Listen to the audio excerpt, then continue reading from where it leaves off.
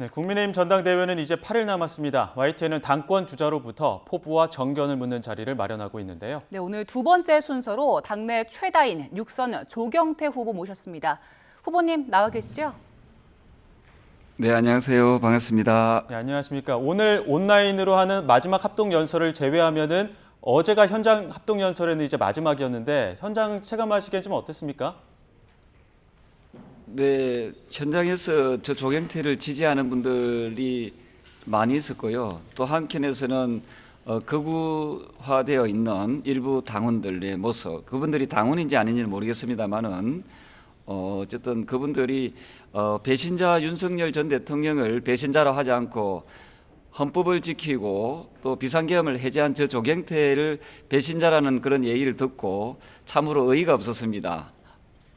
예.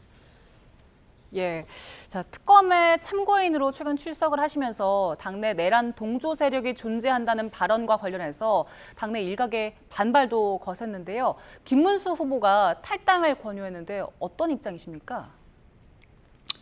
글쎄요, 그 내란 우두머리로 지금 윤석열 전 대통령이 지금 재판 중에 있지 않습니까? 그렇다면은 윤석열 전 대통령을 옹호하는 세력 자체가 내란 동조 세력이라 보는 거지요. 네. 저는 비상계엄이 바로 불법이고 위헌이라는 것이 헌법재판소로 이미 판멸이 났습니다. 그런데 윤의견을 주장하는 분들은 저는 내란 동조 세력으로 저는 규정할 수밖에 없다 이래 봅니다. 그분들이 정말 그 불법적이고 위헌적인 비상계엄을 찬성하는지 커밍아웃 해주시길 바랍니다. 예. 어제는 또 장동혁 후보 굉장히 격앙된 그 발언들도 많이 하셨는데 어제 그 합동 연설에서 혹시 주목됐던 다른 후보들의 발언들도 있습니까? 글쎄요, 그 아직도 4월 4일 헌법재판소의 판결, 즉 윤석열 전 대통령을 파면시킨 탄핵시킨 그 헌법재판소의 판결을 부정하는 듯한 그런 모습들을 보면서 이분들이 과연 우리 공당의 당대표가 될 수 있는지 자격이 있는지 그리고 헌법기관 저 국회의원으로서의 좀 자질도 의심스럽다 이 말씀을 드리고 싶습니다. 예, 후보님께서 그 토론회에서 윤석열 만고의 역적, 대역죄인 같은 발언을 하셨는데 여기에 대해서 그 당내 일각에서는 당을 등지실 생각이 있는 거 아니냐, 이거 당적을 옮기려는 게 아니냐 이런 반발도 있는 상황이잖아요. 여기에 대해서는 어떻게 설득을 하시겠습니까? 조선시대 때는 그 국가의 주인이 왕이었습니다. 그죠? 그리고 지금 민주국가에서의 주인은 누굽니까? 바로 국민이지요. 조선시대 때 왕에게 칼을 들여다 대면 그건 만고의 역적 아닙니까? 삼족을 멸했습니다.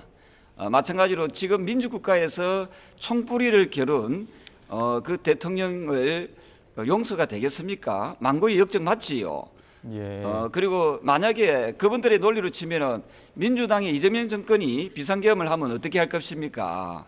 저는 그 감사할 걸 감사라고 하시고요. 저는 윤석열 전 대통령은 국민의힘을 망치고 국민을 배신한 진짜 배신자다라고 이야기를 드리고 싶습니다. 예. 특히나 그 특검이 어제 당사 압수수색 진행하지 않았습니까? 지도부는 여기에 대해서 정치 보복이다 굉장히 강하게 반박하고 있는데 후보님은 어떤 입장이십니까? 저는 지금 우리가 그 혁신을 위한 몸부림을 치고 있는 지금 전당대회를 하고 있습니다. 여기에 죄를 뿌리는 듯한 그런 모습은 대단히 부적절하다고 생각하고요. 그리고 특검이 얼마든지 시간을 이렇게 좀 조율을 할 수 있음에도 불구하고 왜 하필 지금 이 시점에 중앙당사를 덮쳤을까? 저는 윤미향 씨나 또는 조국 전 대표와 같은 이런 그 8.15 강복절 특사에 대한 비난이 쏟아지니까 이쪽으로 좀 관심을 돌리려고 하는 그런 움직임이 아닌가 하는 그런 의도성도 충분히 의심해 볼 필요가 있다 이런 생각이고요. 특검은 지금 한참 전당대회 중에 있는 이런 상황에서 무리한 어떤 특검의 모습을 보이지 않았으면 좋겠고요. 그리고 충분히 국민들이 설득할 수 있는 그런 자료를 제출하면서 특검을 진행했으면 좋겠습니다. 예, 어제 특검의 당사 압수수색이 어느 정도 의도가 있는 것으로 보인다는 말씀하셨는데 그러면 앞으로 전당대회 당권 레이스에는 어떤 영향을 줄 걸로 보십니까? 저는 이번에 특검의 그 당사 압수수색이 김건희 특검에서 나온 거 아니겠습니까? 네. 결국은 윤석열 전 대통령으로 비롯된 문제들입니다. 윤석열 전 대통령이 하등에 우리 당에 도움이 안 된다는 것을 이번에 증명해 보이고 있지요. 오늘 보면은 한 여론조사에 보면은 정당 예산의 여론이 과반수가 넘었습니다. 지금 우리 당은 정당 예산의 위기에 빠져 있습니다. 이 모든 것 책임은 결국 윤석열 전 대통령을 절연하지 못한 부분이 있다라고 보고 있고요.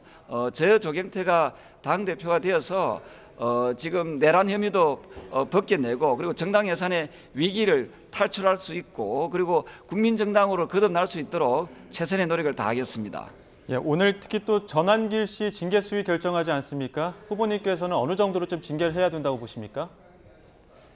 저는 당연히 제명시켜야 된다 보고 있고요. 나아가서 당에서 선거 방해를 한 혐의에 대해서 형사 고발을 해야 된다 생각합니다. 그리고 앞으로도 전당대회에서 후보자의 발언을 막거나 방해하는 자들은 즉각적으로 출당 또는 저는 그 자리에서 바로바로 좀 처리하는 그런 과감한 모습들이 필요하다 하는 생각을 합니다. 민주국가에서 정당 후보들의 연설을 방해하는 행위는 있을 수가 없지요.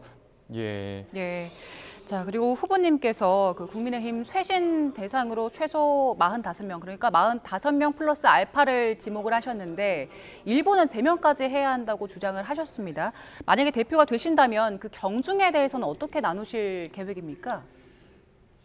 저는 100% 국민 인적 쇄신위원회를 구성할 것입니다. 그래서 국민들께서 어느 정치인들은 더 이상 텔레비에 나오지 말고 그냥 과감하게 좀 우리 당에서 좀 출당 또는 제명시키라 이런 명령을 하신다면 우리 당에서는 그걸 받아들일 수밖에 없다 생각합니다.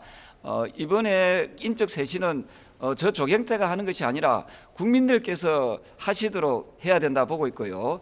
45인 중에서 상중하로 나눠서 가장 중징계를 받을 그런 정치인들은 과감하게 우리 당에서 퇴출시킬 수밖에 없다 이 말씀을 드립니다. 예, 알겠습니다. 여기까지 듣겠습니다. 바쁘신 와중에 인터뷰 응해 주셔서 감사합니다. 지금까지 조경태 후보와 함께했습니다. 고맙습니다. 네, 감사합니다.